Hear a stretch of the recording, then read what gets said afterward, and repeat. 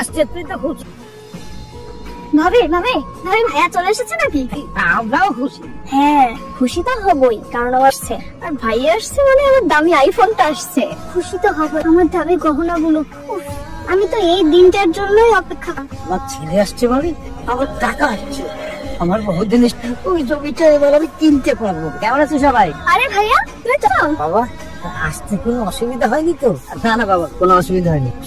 তুমি কেমন আছো? না না বাবা, এতদিন ভালো ছিলাম না, তবে ভালো আছি। আমার ছেলে চলে এসেছে। কি ব্যাপার বলা, তুমি চুপ করে আছো? কেমন আছো? আমি ভালো আছি। ভাইয়া সে আসার পর থেকে কথা বলেই যাচ্ছে, আমার আইফোনটা কোথায়? হ্যাঁ হ্যাঁ, তাই তো। ওই যে আমি আপনাকে আমার জন্য ওনার কথা বলেছিলাম না, ওগুলো কি এনেছেন? সবার আবদারি তো তুই পূরণ করবি, সেটাই তো বাস্তবতা। শোন বাবা, আমি যে 12 লক্ষ টাকার কথা বলেছিলাম ওই দক্ষিণ পাড়ার জমিটা কিন্তু সেটা ভুলে গেলে কিন্তু চলবে না। হ্যাঁ ডিয়াইস, আপনার ছেলে আপনার আবদার তো পূরণ করবেই, কিন্তু তোর মায়ের মতো আমার আবদারও তো পূরণ করতে হবে নাকি? ওই যে আমার বড় ছেলে ইমন আছে না, ও তো সামনের মাসে মালয়েশিয়া যাবে, এজন্য আমাকে কিন্তু 3 লাখ টাকা দিতে হবে বাবাজি। কোথায় বাবা? সবকিছু কি ব্যাগের ভিতর আছে নাকি? ব্যাগটা দেখাও না। আমার বললাম তো আমি সবকিছু দেখাবো, তবে সময় হবে। সত্য, একদম চিন্তা করবি না। জামাই বাবাজি তো দেখছিস কত বড় দেখছি। তোমার জামাই সবকিছু ঠিকঠাক এনেছে তো? হয়েছে। জামাই বাবাজি ইতালিতে থেকেছে, ওখানে তো টাকা চুরি। তুই শুধু আমার কথা শোন, আমি যেভাবে বলবো সেভাবে করবি। বাবা বলছিলাম কি, তুই এতদিন বিদেশে ছিলি, তোর কষ্ট হয়নি তো? বাবা প্রবাস মানেই তো কষ্ট, আর গিয়েছিলাম তো কষ্ট করার জন্য, আর আমি বসে থাকা। আমি বলছি কি বাবা, তুই আমাদের জন্য যে ব্যাগটা এনেছিস, আমি তো তোর বাবা, আমাকে দেখানো তো অসুবিধা নেই। আমাকে কিন্তু দেখানো তো কি দিয়েছে। কেন বাবা, এখনই কেন দেখতে হবে? তাছাড়া ভেতরে যা কিছু আছে সব তো তোমাদের। ডিজাইন ভাই কেমন আছেন? ও ভাই ভালো আছে, আপনি কেমন আছেন? আমি শুনেছি আপনি গতকালকে দেশে আইছেন, আমি দেখতে যাবো। আপনি চলে আইছেন, তা ভালো হয়েছে। এখন কি দুধ চা? আপনি আমাকে লাল চাই দেন ভাই, এনেন চা। ভাই চাটা তো খাইলেন, কেমন হয়েছে তাই কোন? হ্যাঁ ভালো হয়েছে, আর আপনাকেও ভালো লাগছে। আর ভালো লাগা ভাই, আগেও চার দোকান ছিল, ভাগ্যের আর পরিবর্তন হলো না। তবে আপনার ভাগ্য তো অনেক পরিবর্তন হয়ে গেছে। আমার ভাগ্য পরিবর্তন হয়েছে মানে?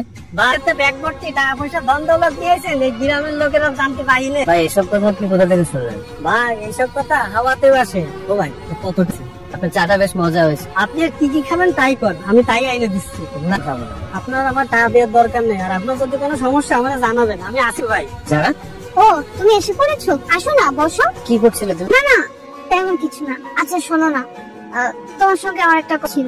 আমি তো তোমার স্ত্রী, তাই না? বিয়ের পর নিজের স্ত্রী থেকে আপন না, তাহলে?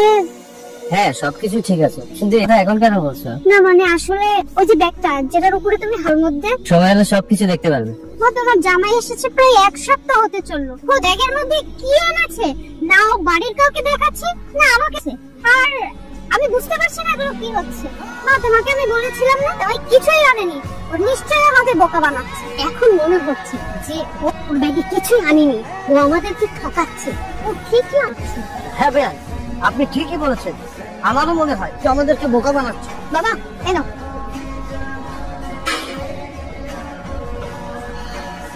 দেখেছেন বিয়াই ছেলে এমন একটা কাজ করলো, আমার মেয়ের তো সেই প্রথম থেকেই সন্দেহ হয়েছিল।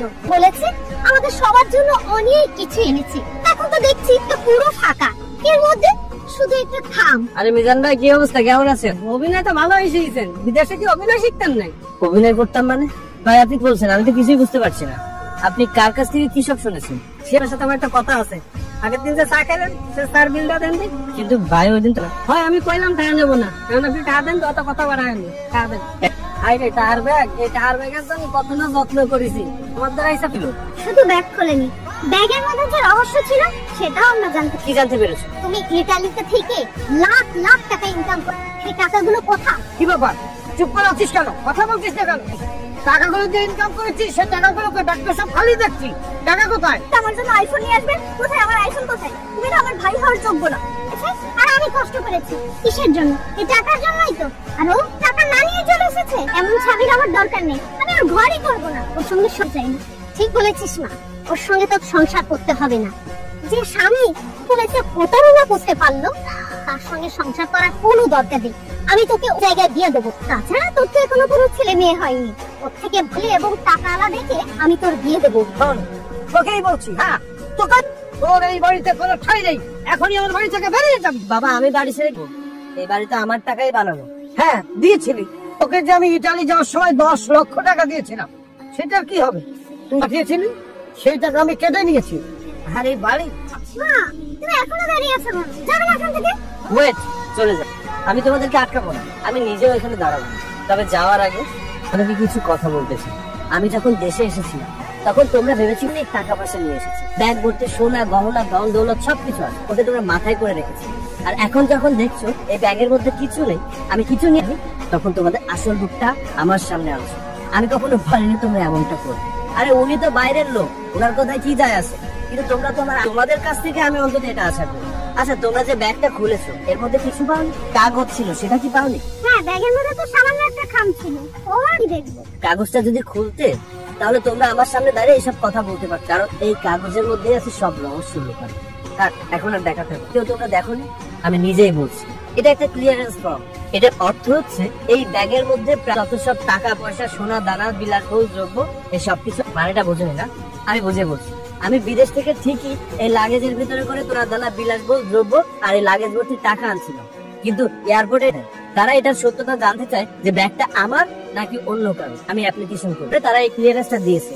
এটা প্রমাণ হয় যে আমার ব্যাগটা লিগ্যাল এবং এর মধ্যে প্রাপ্তরা টাকা পয়সা সব আমার। আর এই সবকিছু তোমাদেরকে আমি জানাতে চাইনি, কেন জানো? কারণ এগুলো চিন্তা করুন, আমি ভেবেছিলাম মাত্র 15 দিনের তো ব্যাপার, 15 দিন পরে ঠিকই এটা পেয়ে যাবো। তোমরা এর আগে যে খেলাটা দেখালে আমি নিজের চোখকে বিশ্বাস করতে পারছি না। তা আসল রূপটা আজ দেখতে পারলাম। জামাই বাবুজি তুমি কিছু মনে করো না, বুঝতে পেরেছি যে মা যা জামাই বাবাজির জন্য ঢুকিয়ে না, তার দরকার নেই। আপনারা চলে যেতে চাইছিলেন না, এখন যেতে পারেন। আমার যা বলা সেটা বলা হয়ে গেছে, আর নতুন করে কিছু বলা নেই।